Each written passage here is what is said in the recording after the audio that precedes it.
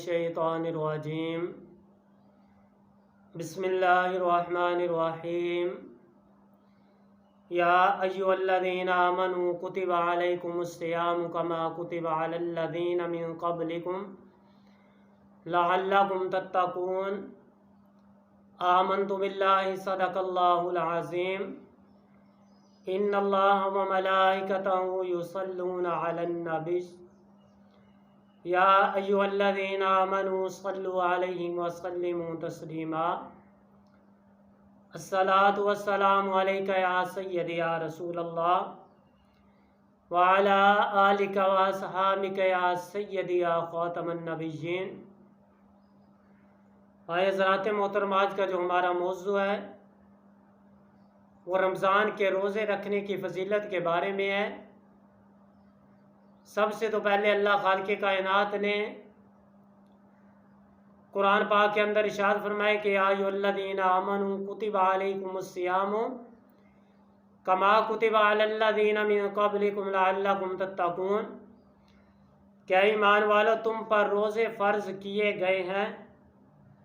जैसे तुमसे पहले लोगों पर फ़र्ज़ किए गए थे, ताकि तुम परहेज़गार मुत्तकी बन जाओ। अब इस आयत मुबारका के अंदर रोज़ों की फ़र्जियत के बारे में बताया गया है।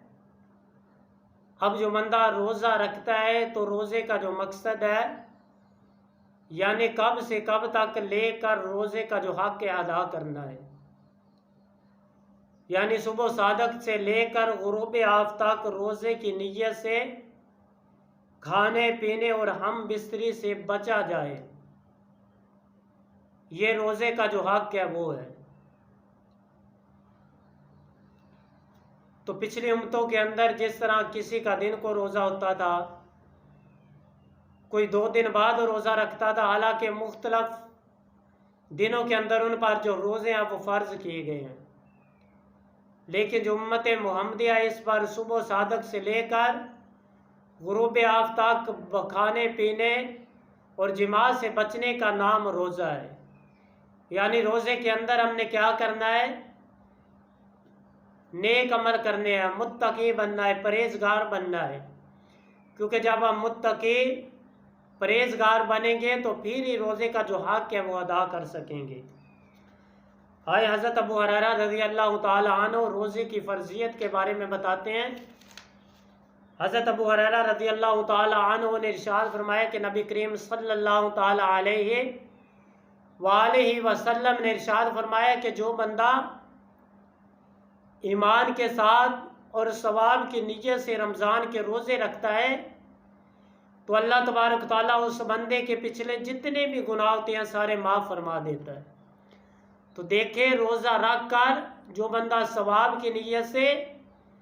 अच्छे अमल करके रोज़ा रखता है तो अल्लाह ताला उस बंदे के पिछले जितने भी गुनाह होते हैं सारे माफ़ फरमा देता है।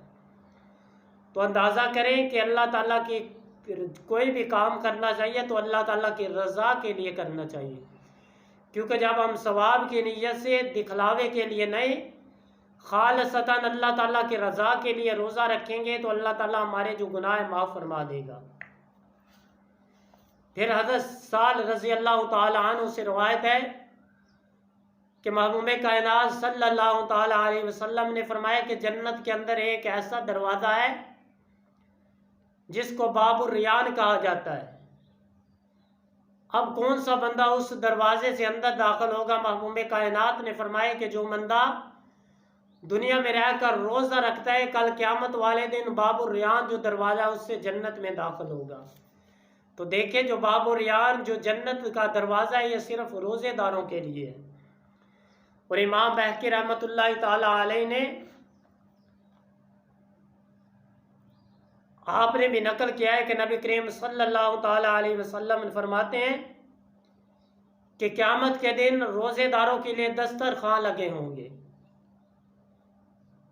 और वह उसके अंदर से खा पी रहे होंगे, और बाकी लोग जो है दूसरे लोग जो अपने हिसाब किताब के अंदर लगे होंगे। तो देखें, रोज़ेदार के लिए कितना बड़ा इनाम है कि कल क़यामत वाले दिन वो दस्तरखान पर बैठकर खाना खा रहे होंगे और बाकी जो लोग हैं वो अपने अपने हिसाब किताब के अंदर लगे होंगे। तो हज़रत अबू सईद खुदरी रज़ी अल्लाह तआला अन्हु आप फरमाते हैं कि नबी करीम सल्लल्लाहु अलैहि वसल्लम ने फरमाया कि जो बंदा एक दिन अल्लाह ताला की राह में रोज़ा रखता है, यानी एक दिन का रोज़ा रखता है, तो अल्लाह तबारक ताला उसको जहन्नम की आग जो है उसके चेहरे से 70 साल के मुसाफत तक दूर फरमा देता है। अब अंदाज़ा करें कि अगर बंदा सिर्फ एक दिन का रोज़ा रखे तो अल्लाह वादा शरीक उस बंदे के चेहरे से जहन्नम की जो आग है उसको 70 साल की मुसाफत से दूर फरमा देता है। तो देखें, रोज़ा रख कर जब हम नेक अमल करेंगे, अच्छे अमल करेंगे, तो अल्लाह ताला हमें इसका अजर और सवाब अता करेगा। तो इसी वजह से मामूम कायनात ने फरमाया कि अल्लाह तबारक ताला ने फरमाया कि जो बंदा मेरी रज़ा के लिए, मेरे प्यार के अंदर, मोहब्बत के अंदर रोज़ा रखता है, तो रब कायनात फरमाते हैं कि मैं उस बंदे को सेहत भी अता कर देता हूँ, सेहत भी बख्शूँगा,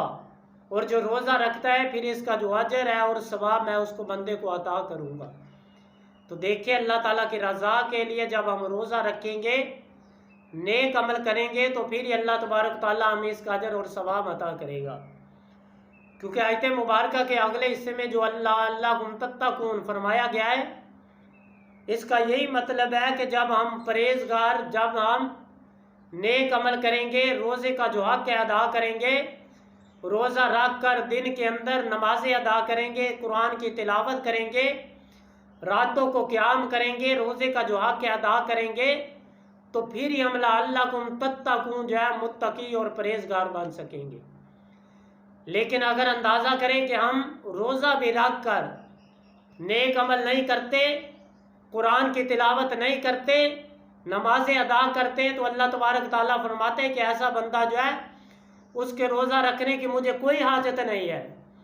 इससे बेहतर तो ये था कि वो बंदा सारा दिन खाता पीता रहता। तो पता चला कि रोज़ा जो है वो सही, जिसका जो हक़ है वो लअल्लकुम तत्तकून है, ताकि हम मुत्तकी और परहेजगार बन जाएं। जब हम रोज़ा रख कर नेक अमल करेंगे, कुरान की तिलावत करेंगे, ज़िक्र व अज़कार करेंगे, हमारी ज़ुबान का भी रोज़ा होगा, हमारे हाथ का भी रोज़ा होगा, हाथ से किसी को थप्पड़ ना मारे, इस ज़ुबान से किसी को गालियाँ ना निकाले, इस आँख से किसी को बुरी नज़र से ना देखे, और पाँव से किसी जगह पर बुरी नीयत से चल कर ना जाएं। जब तमाम अज़ा का जिस तरह हम रोज़ा रखेंगे,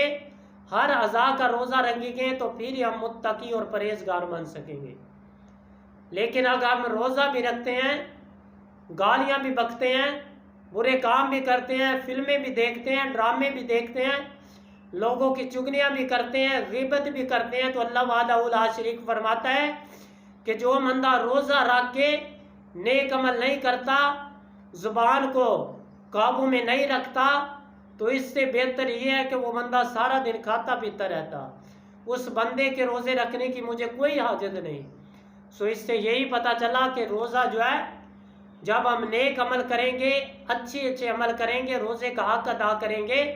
तो फिर ही हम लअल्लकुम तत्तकून जो है मुत्तकी और परहेजगार बन सकेंगे। तो फिर रब्बे कायनात ने फरमाया कि जो बंदा